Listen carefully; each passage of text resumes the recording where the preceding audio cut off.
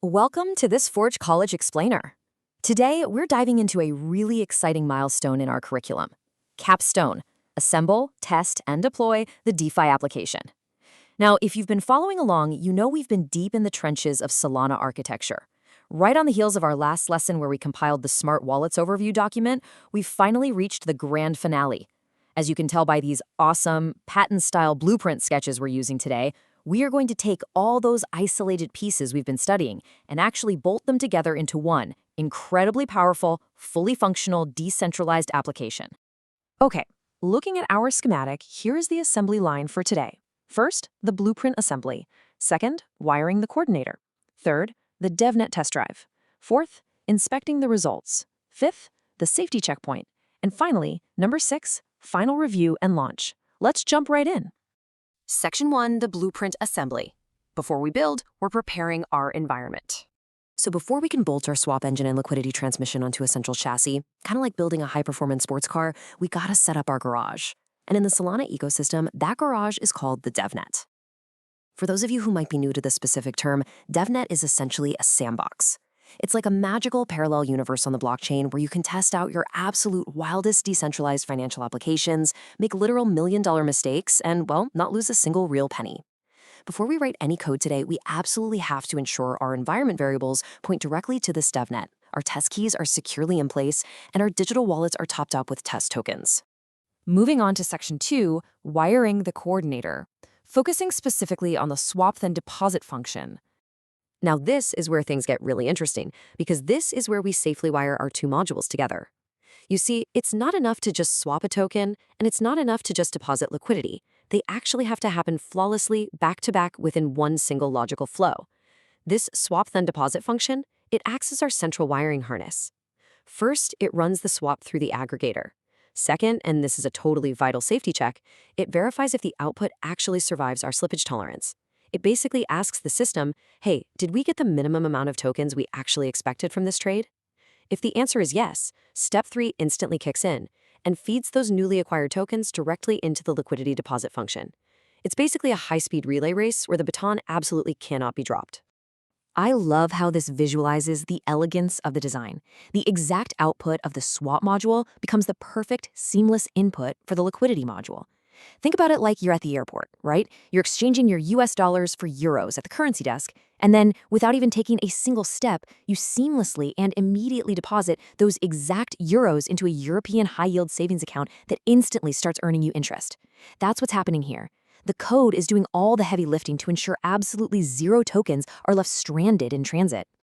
Section 3, it's time for the devnet test drive, where we actually execute this flow.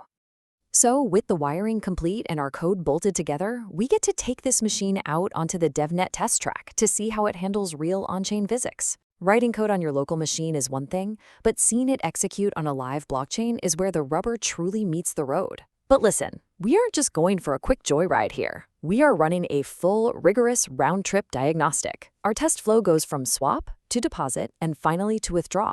You might be wondering, why the withdrawal? Well, because a roach motel, where tokens check in but can't check out, is a terrible DeFi application. We initiate a swap through Jupiter, deposit those tokens into a Raydium or Orca pool, and then immediately trigger a partial withdrawal, just to prove that all these gears mesh perfectly on the way in and function flawlessly in reverse. Of course, we need to establish what success actually looks like, and our acceptance criteria for this test drive are incredibly strict. Both the swap and deposit transactions absolutely must be confirmed on-chain. We have to mathematically prove that the depositor's liquidity provider, or LP token balance, actually increased, which proves they own a share of that pool. And finally, those automated integration tests we set up back in Lesson 4, they must be perfectly green. If even one of these fails, guys, the application doesn't ship. All right, Section 4, inspecting the results. This is all about verifying on-chain. Once the test drive is over, we pop the hood and shift our mindset from developers to blockchain forensic investigators. Take a look at this table. It perfectly lays out the engineer's ledger, showing exactly how the balances have to change before and after the operation.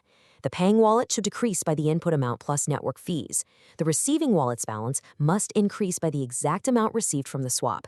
And most importantly, that pool LP token account, it has to show an increase that perfectly matches our deposit result.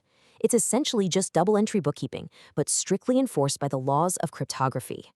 Which brings us to a massive foundational concept here: observability. The Forge College curriculum heavily emphasizes this practice for a reason. Observability means you don't just run your code, see a little red error pop up, and blindly assume it worked. Nope. You must manually query the transaction signatures on a block explorer. You have to ensure the on-chain program logs actually contain your exact routing and pool events. In Web3, we don't guess, we verify. Section 5 is the safety checkpoint. We need to go over some very real operational safety guidance. Before you even think about signing any transaction, we have to hit the brakes for just a second.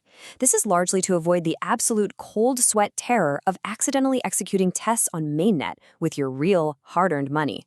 Look, it happens to the best of us, but to avoid it, you need to memorize these non-negotiable safety constraints. Literally print these out and tape them to your monitor. Always verify your RPC URL is pointing to a devnet endpoint. Strictly use test key pairs. Never, ever reuse a mainnet wallet for this stuff. And finally, whether you're using a hardware wallet or a browser extension, thoroughly inspect your instruction summaries before giving the green light. If that transaction summary looks even a little bit weird, abort. And finally, Section 6, Final Review and Launch. Let's talk about preparing your deliverable. So, you've assembled the code, you've run the devnet tests, checked the on-chain logs, and passed all the safety checks. Awesome. Now, your code graduates from a simple script into a professional portfolio piece. But you can't just wave your hands and say, "Trust me, it works."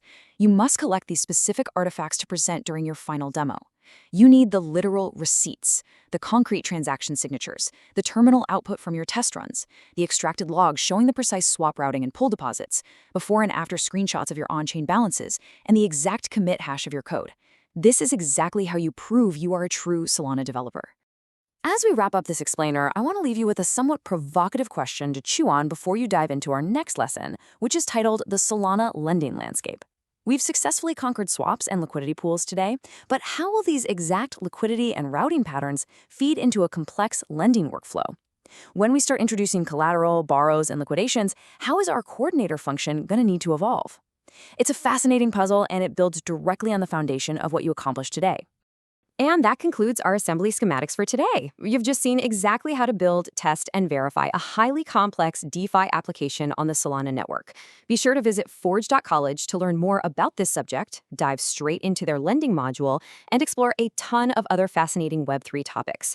Keep building, keep verifying your work, and I will see you in the next explainer.